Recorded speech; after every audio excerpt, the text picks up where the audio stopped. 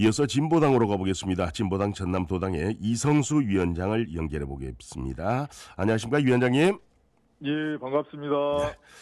진보당에서는 지금 광주 전남의 행정통합 이슈 어떻게 분석을 하고 있고 어떻게 지켜보고 계신가요? 예, 우선 그 수도권 일극 체제와 지방 소멸 위기를 극복하고 지방 성장을 위한 통합은 바람직한 방향이고 시대적 과제라고 생각합니다. 따라서 전남 광주의 행정통합을 원칙적으로는 찬성합니다. 하지만 지금과 같은 행정통합은 도민 시민의 의사를 무시하고 민주적 절차를 결여하고 있는 비민주적이고 졸속적인 관치통합이라고 하는 비판을 면할 수 없을 것 같습니다. 네. 잘 아시다시피 행정통합은 단순히 행정구역을 합치는 것만이 아니지 않습니까? 예. 우리 주민의 삶은 물론이고 지역의 미래와 직접적으로 연관된 중대한 사안입니다. 그래서 특별법안에 주민투표 등 기본적인 절차를 충분히 담아야 합니다. 그런데 중앙정치권의 구상과 속도전에 밀려서 통합이 진행된다면 우리 주민들은 강요된 선택으로 받아들이게 될 것이고 또 지금 그런 현실이 되고 있습니다. 일단 법부터 만들어 통합을 시킨 다음에 문제점이나 부작용은 나중에 보완하면 된다. 이런 식의 태도는 주객이 전도된 위험천만한 발상이라고 생각합니다. 네. 우리가 잘 알다시피 자타가 실패한 지역 통합으로 인정하고 있는 마창진의 사례만 보더라도 쉽게 확인할 수 있습니다. 정부와 여당은 속도전으로 밀어붙이고 이 논의 과정에서 사실은 주민이 배제되고 있습니다. 저도 전남도와 순천시가 주최하는 공청회에 2번 참석해서 끝까지 자리를 지켰습니다. 그런데 그 자리가 주최 측이 설명하는 자리였지 주민 의견을 제대로 청취하고 충분히 토론한 자리에는 턱없이 부족했습니다. 네. 예, 그리고 시간이 없다는 이유로 주민 투표조차 생략하는 것은 민주주의를 건너뛰겠다는 말과 다르지 않습니다. 더군다나 국민 주권 시대에는 있을 수 없는 민주주의의 퇴행이라고 봅니다. 지역과 대한민국의 미래를 설계하는 100년 대계인 만큼 국민 주권 시대에 맞게 주인인 주민의 투표로 결정해야 합니다. 왜냐하면 주민이 결정해야 통합에 어떤 어려움이 닥쳐도 주민의 힘으로 이겨낼 수 있습니다. 우리가 윤석열 탄핵 광장에서 확인한 진리이고 또 그 결론이 국민 주권정부 아니겠습니까? 예, 그리고 옛말에 찬물도 급히 먹으면 체한다고 했고 급할수록 돌아가라고 말씀하셨습니다.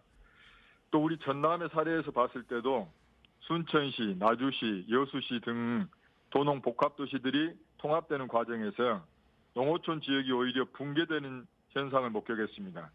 현재 우리 지역민들이 광주로 쏠림을 느끼는 불안감이 매우 큰 것이 사실입니다. 예.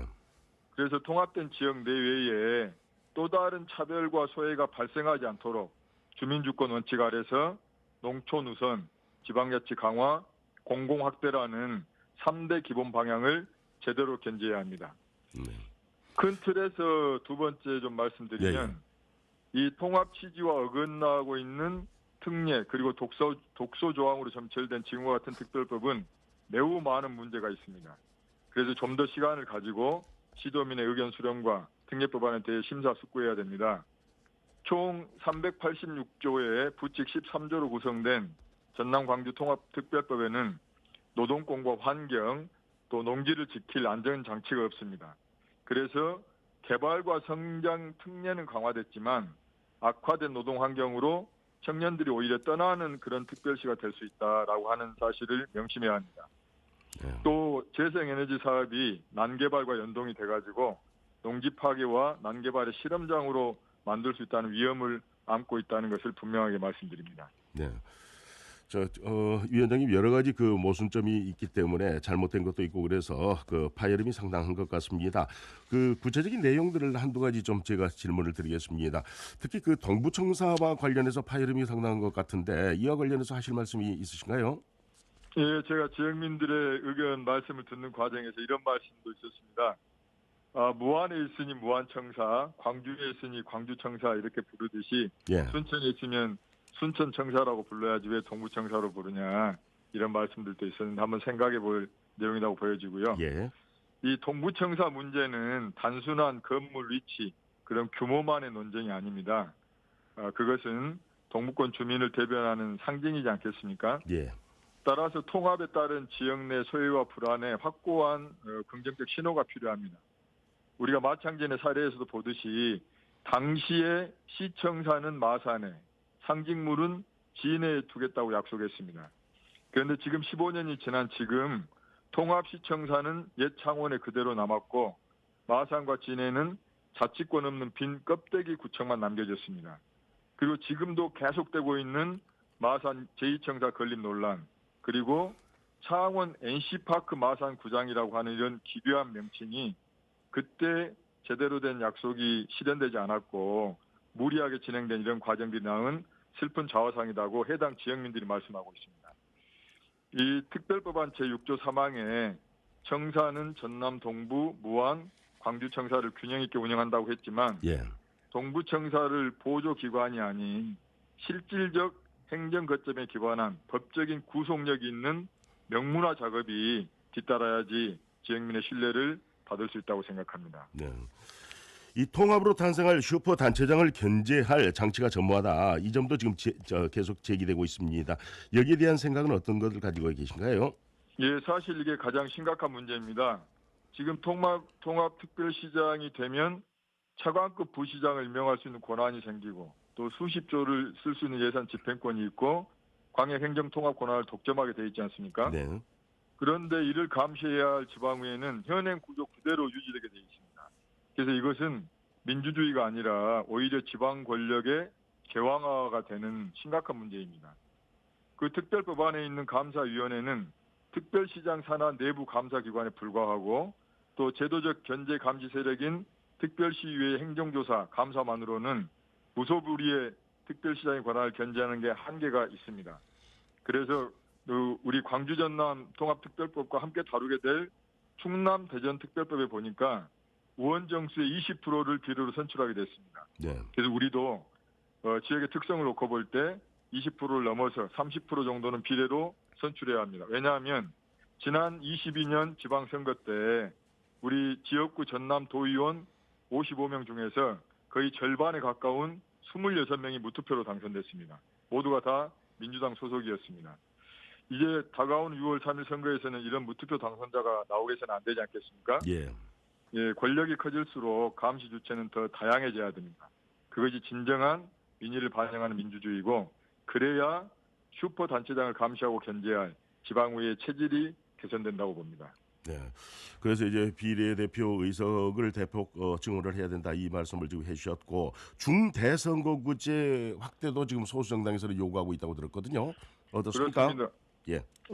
민주성, 비례성, 대표성의 입각에서 보더라도 최소 3 내지 5인의 중대선거구제로 가야 그래야 민의를 제대로 대변하는 민주적인 의회가 구성될 수 있다고 보고 있습니다. 네. 그리고 빠져 있는 게 지금 그 순천대와 목포대가 어렵게 통합 합의에 이르렀고 국립의대 신설이 가셔야되는 거 아니냐 했는데 요즘 그 통합 이슈에 가려서 어떻게 될지 예상하기 상당히 어려운 상황이거든요. 어떻게 보시는가요? 맞습니다. 이 원래 악마는 디테일에 있다고 심각한 문제라고 봅니다.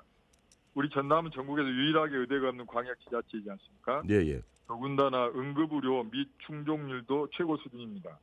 그래서 지역의료 인력을 양성해서 선순환 구조를 만들고 동부권과 서부권의 의료 격차를 해소하는 공공의료 거점이 절실히 필요하다. 이것이 우리 전남 도민의 30년 된 수건입니다. 그래서 전남 국립의대 설립은 도민과의 약속이기도 하기 때문에 또 한편으로 이런 통합 과정에서 완성이 돼야 됩니다. 그런데 최근 민주당이 발의한 통합특별법을 보면 종합병원 개설에 관한 특례만 있을 뿐이고 정작 의대 설립에 대한 내용이 없습니다. 그리고 병원만 짓는다고 해결된 문제가 아니지 않습니까? 예, 예. 그래서 국립의대는 통합 이후가 아니라 통합 이전에 확정돼야 된다. 정부가 특별법으로 전남 국립의대 설립을 선확정 후 통합 구조로 만들어야 됩니다. 참고로 그 애초에 제기됐던 특별법 초안에 보면 특별법 초안 285조에는 전라남도 관할 구역에 국립의과대학을 설치하고 지역 필수 공공의료 인력을 양성하여야 한다. 그리고 국가는 국립의과대학 및 부속병원 설치 운영에 필요한 행정, 재정적 지원을 하여야 한다고 특별법 초안에 있었는데 이번에 민주당이 발의한 특별법안에는 이런 내용이 다 빠져 있습니다.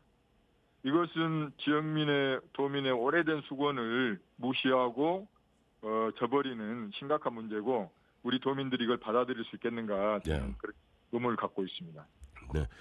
6.3 지방선거를 지금 앞두고 있습니다. 정당과 후보들 간의 연대 가능성도 제기되고 있고 그러는데 진보당의 지방선거 전략을 좀 들어볼까요? 예, 우리 진보당은 잘 아시다시피 항상 현장 속에서 우리 주민들과 함께 삶의 정치를 해왔습니다. 생활 정치를 제대로 해왔고요. 또 그랬기 때문에 우리 주민들께서 무엇이 가장 어려운가를 제대로 알고 있습니다. 그래서 현장 삶의 정치, 생활 정치, 민생 정치로 한 축으로 승부를 보려고 하고 또 한 축으로는 이 통합의 시대에 확고한 미래 비전, 통합되는 전남, 광주 특별시의 미래 비전 그리고 순천시 각각의 지자체의 미래 비전을 확실하게 제출해서 시민들의 또 주민들의 지지를 받을 생각입니다. 아울러서 처음으로 우리가 진보당 역사에서 처음으로 기초단체장, 시장과 군수를 당선시키겠습니다. 그리고 출마자 전원 당선이라고 하는 새 역사를 쓰겠습니다. 그래서 확고하게 민주당과 진보당이 이제 양날개로 호남 부흥을 이끌어갈 수 있는 그런 지방선거를 만들어내겠습니다. 네. 여기까지 듣겠습니다. 고맙습니다. 예, 고맙습니다. 진보당 전남도당의 이성수 위원장이었습니다.